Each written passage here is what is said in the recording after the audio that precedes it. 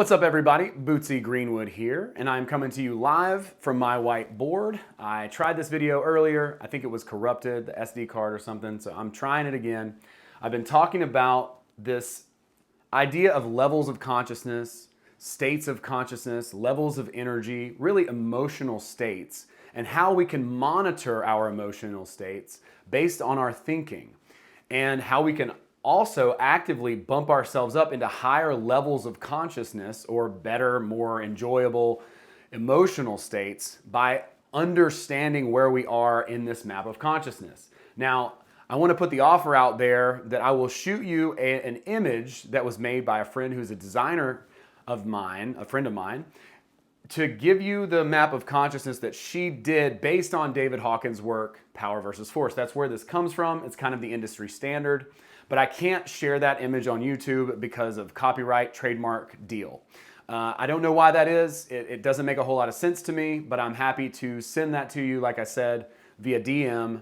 If you follow me on Instagram and send me a message, just DM me, I'll shoot it right over. And you can see like a really clear map and start to gauge where you are on this map of consciousness. It's absolutely fascinating, frankly, to kind of gauge this because I can literally see on this map where I am based on my thought patterns. And so I want to challenge you to sit down for maybe 20, 30 minutes and ask yourself, what am I looping on? What are my thought loops?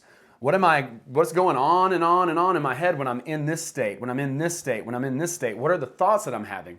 Because when you begin to monitor this, then you're going to be able to consciously be aware of what state you're in. And then that is so powerful because it can help you bump up to the next state. It can also help you delay decision making and do things in an order that's not going to shoot yourself in the foot and screw yourself over, right? You'll self-sabotage much less as a result of understanding this idea. So sit down and ask yourself. Now, I shared in the last video that a lot of days I'm coming in from this desire place. I think a lot of us are, okay? Desire. What is desire like? It's like, well, I wish I had this, and I wish I had a hot girlfriend, and I wish I had a man who would take care of me, and I wish I had $1 million or a Ferrari or whatever, right? Like that's desire. It's desiring. And there's nothing wrong with desire itself, okay? I want to say this really quickly. Like I am a person who I believe in results. I'm not going to sit here and just be like, well, you already have everything and all the keys within you that you ever need, and so you don't sit on a pillow and blah, blah. No, I'm a results-oriented person, and I believe in really exemplifying our purpose and bringing something to the world that absolutely matters. And this goes right into this map of consciousness, and I'm going to demonstrate exactly how that works as well. So I want you to think about this as well when we're talking, because desire itself, it's not a bad thing. There's a higher level of desire, which is divinely inspired action, or dharma, okay? Dharma, at risk of being an appropriator, right? Like I am a dharma coach. This is what I teach. I teach purpose, and purpose has nothing to do with you. It has everything to do with other people and how you can help and serve them, okay? So that's really the frame that we want to be able to come from. That's really the position that we want to be able to leverage, because that's going to give us the best results.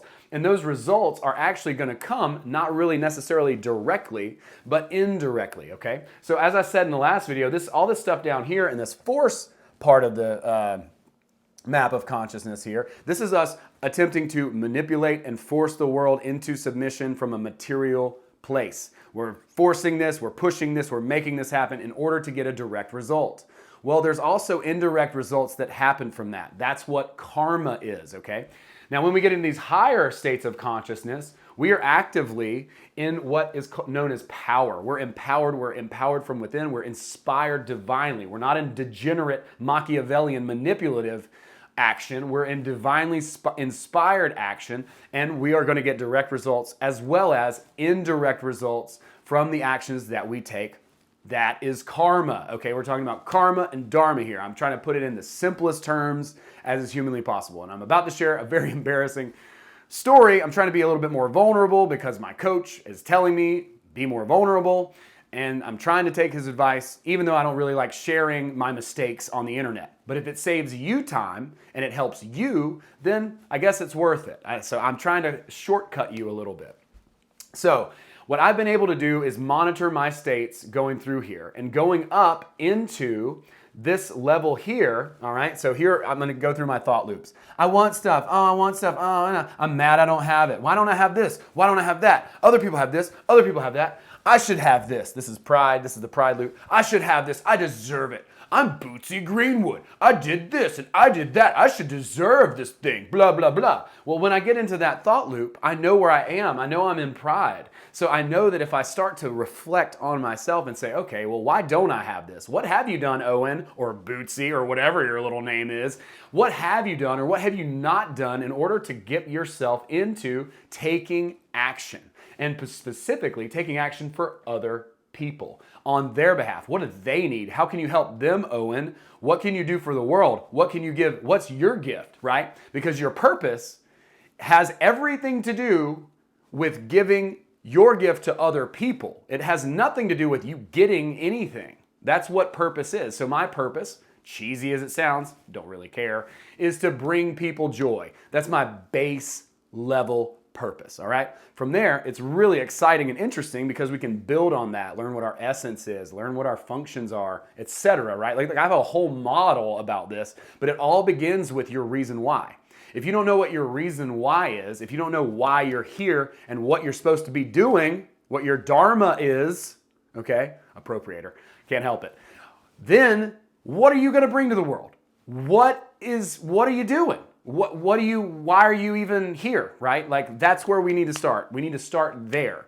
So think about that, all right? So in order for me to climb up into that next level and start taking action, that's courage, bumping me up into this divinely inspired action. And so there is a sort of desire here, okay? There is a desire here, but it's not like desiring. It's not like wanting or needing, okay? It's like being led or guided in order to do certain things, and you're not really even sure why, but you're like, I'm gonna do this, and I'm gonna take this action that I feel inspired to do. That is dharma, right action. It is the correct action for you. It is the thing that you're supposed to be doing, okay?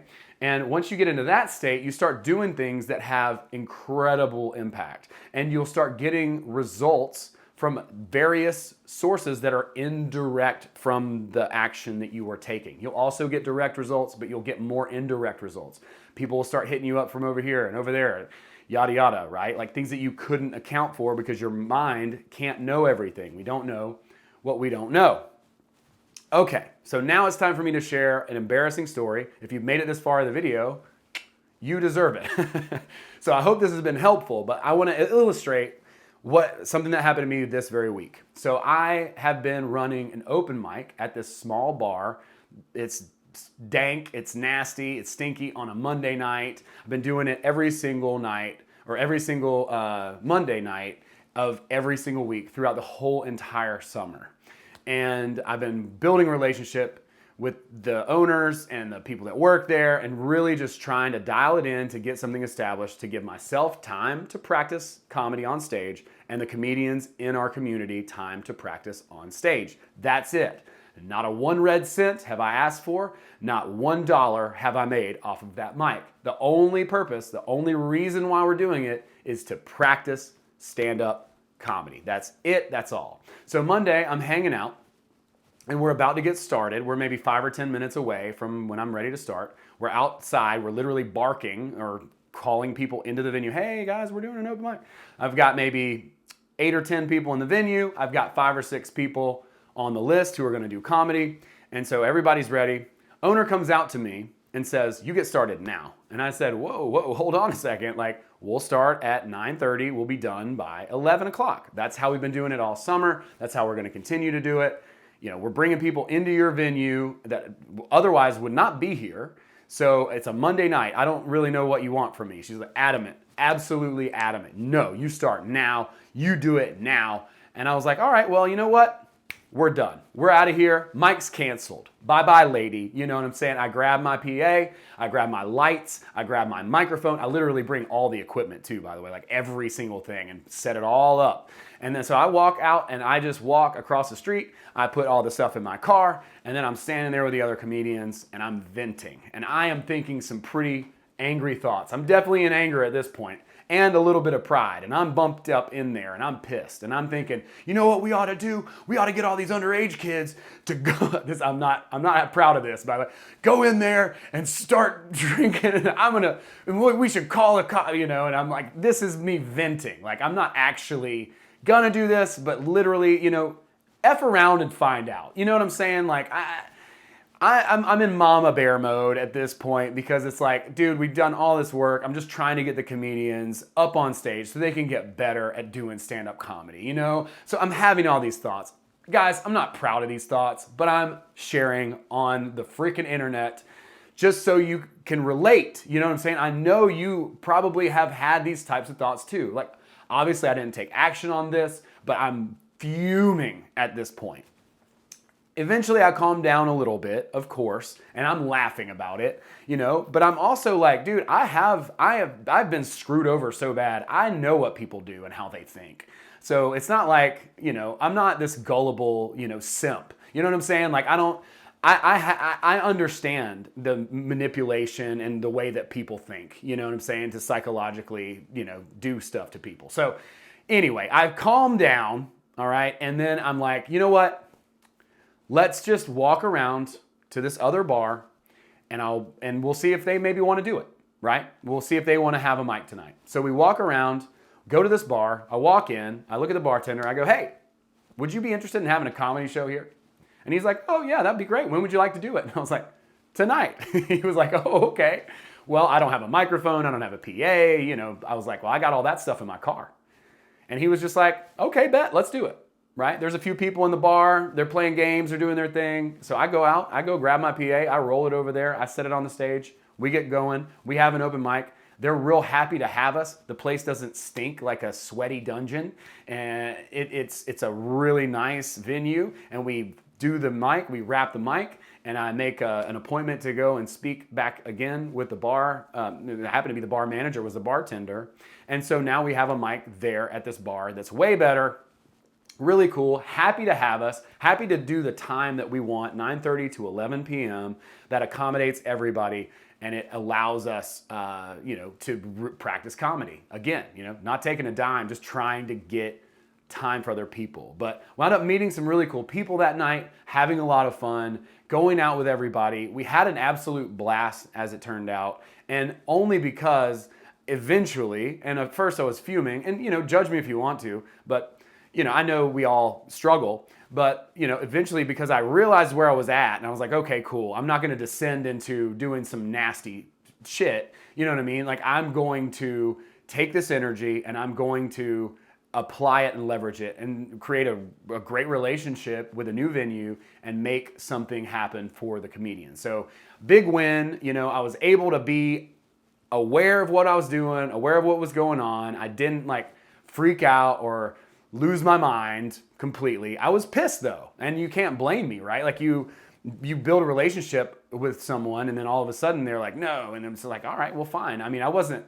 mean or rude to the person, but I just was like, dude, I've had it. Like, I'm done having people step on these boundaries. And that inspired me to take action through courage and get up into the heart chakra and create something that was win, win, win, right? The venue wins, I win, the comedians win. So I hope that's helpful. I hope you don't judge me too much. Do if you will, whatever.